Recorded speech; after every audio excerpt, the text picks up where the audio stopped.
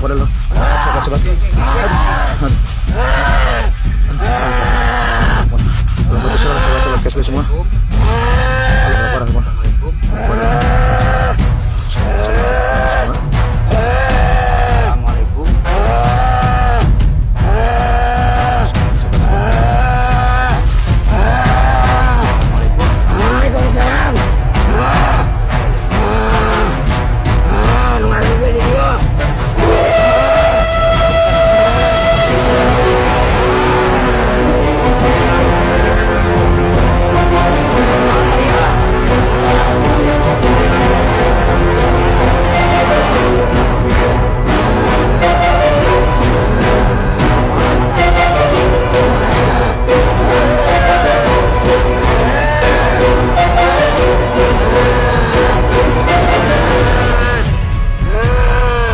Sebelum lanjut nonton video ini, jangan lupa tekan tombol subscribe, nyalakan loncengnya, like, and share ke teman-teman kalian.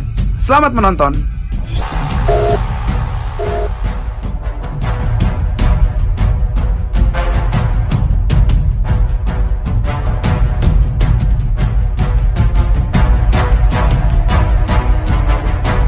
Keluarkan dunia dari hatimu. Dekatkan hatimu dengan keimanan.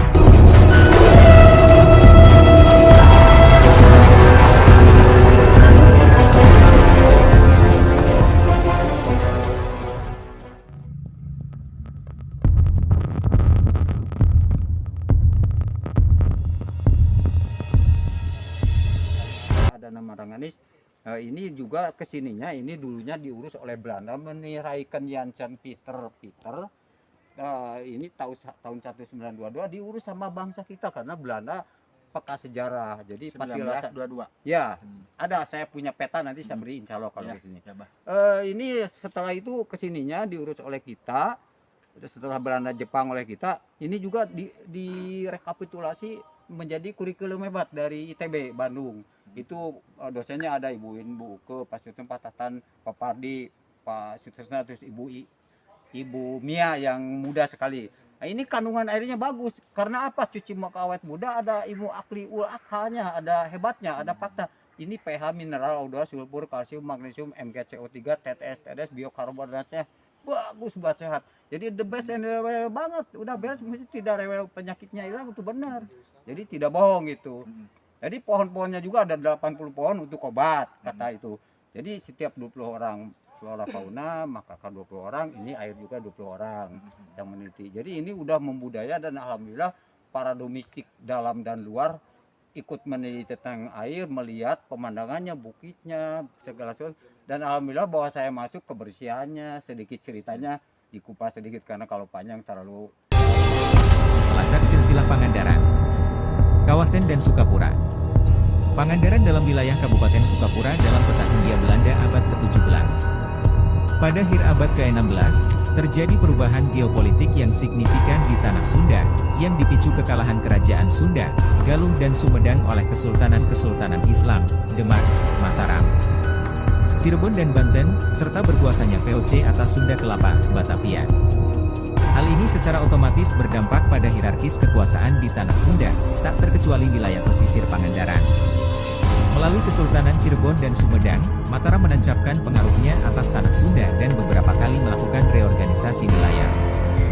Dengan dimekarkannya wilayah Priangan, Sumedang dan sekitarnya, serta Galuh pada kurun 1633-1634. Wilayah Priangan dibagi menjadi 4 kabupaten, Ajek Sumedang, Bandung, Sukapura dan Parakan Muncang. Sementara wilayah Galuh dibagi ke dalam 4 kabupaten kecil, yakni Utama, Imbanegara, Bojong Lopang dan Kawasan. Dalam fase reorganisasi wilayah ini, adalah terbelahnya wilayah pesisir Pangandaran menjadi 2 bagian.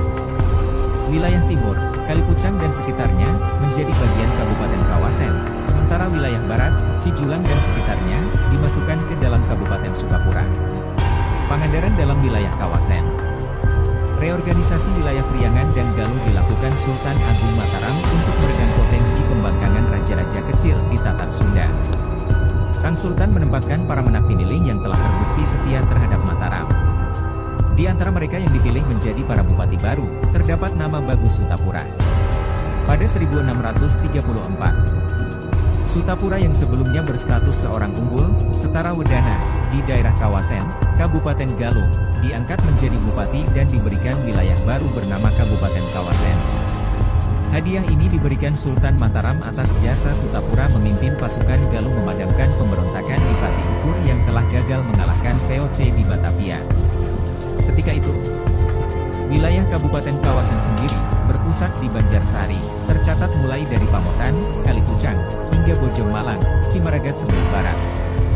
Wilayah timur pesisir Pangandaran tetap bertahan dalam pemerintahan Kabupaten Kawasen hingga kabupaten ini dibubarkan pada 1810 oleh pemerintah Hindia Belanda yang telah menguasai Priangan. Pasca penghapusan Kawasen, wilayahnya dimasukkan kembali ke dalam Kabupaten Galuh.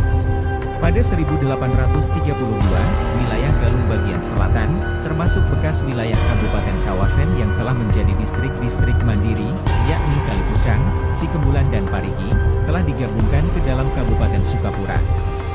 Wilayah eks-Kawasen ini diserahkan kepada Sukapura atas jasa keluarga Sukapura membangun gudang garam di daerah Banjar, Kalikucang dan Pangandaran. Pangandaran dalam wilayah Sukapura. Berdirinya Kabupaten Sukapura pada 1633 menjadi catatan penting lainnya dalam penelusuran sejarah Pangandaran. Piagam Mataram yang mengabadikan prosesi ini menyebutkan, Kabupaten Sukapura dimekarkan dari Sumedang dengan diberikan 12 wilayah dan 300 orang, cacat. Ke-12 wilayah tersebut meliputi Surakarta, Pagerbumi serta Cijulang, Mandala dan Kelapa Genep, Cipinaha dan Linggasari, Cigugur, Parakan 3 dan Maroko, Parung, Karang, Bojong-Eureum, Suci, Panembong, Cisalak, Nagara, dan Cidamar. Dalam daftar ke-12 wilayah tersebut, tak diragukan bahwa Cijulang yang dimaksud adalah Cijulang di Kabupaten Pangandaran saat ini. Selain Cijulang, keberadaan wilayah bernama Pagerbumi dan Cigugur dalam wilayah Kabupaten Sukapura diduga kuat mengacu pada daerah-daerah di Kabupaten Pangandaran masa kini. Wilayah Kabupaten Sukapura berdasarkan arsip statistik Hindia Belanda. Sumber dokumen, Delkar NL. Kebersamaan Cijulang bersama Kabupaten Sukapura berlangsung cukup lama, termasuk ketika Priangan diserahkan kepada VOC oleh Mataram secara bertahap mulai tahun 1677. Keadaan yang sama masih bertahan hingga VOC dibubarkan pada 1799 dan digantikan pemerintah Hindia Belanda. Setelah Kabupaten Kawasen dibubarkan pada 1810 dan wilayahnya diserahkan kepada Sukapura. Seluruh wilayah pesisir Pangandaran yang saat ini menjadi Kabupaten Pangandaran adalah bagian dari Kabupaten Sukapura.